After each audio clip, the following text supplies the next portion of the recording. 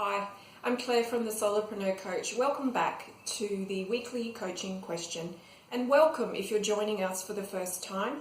Each week I'm uploading a video and I'm asking you a coaching question.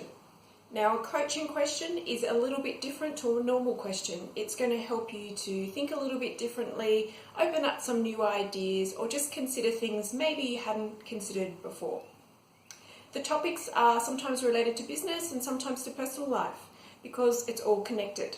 Let's jump straight into this week's question though.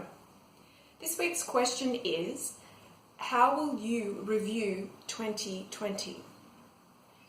Now, you may be reluctant to review 2020. It has been a very challenging year for many of us on the home front and on the business front as well. So I can understand why you might be reluctant. However, this actually holds a lot of value for us, and even more so in such a difficult year.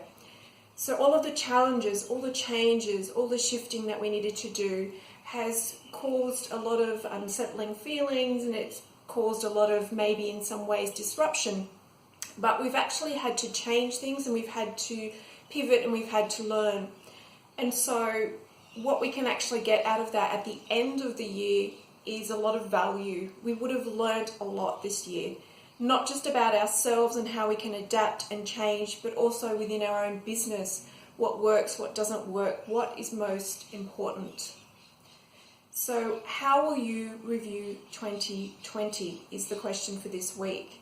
Perhaps you might want to consider some metrics you hadn't considered previously.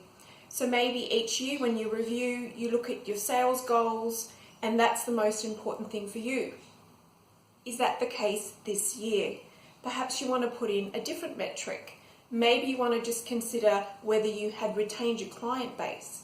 Depending on what sort of year you had, you may want to adjust how you measure how you went this year in 2020.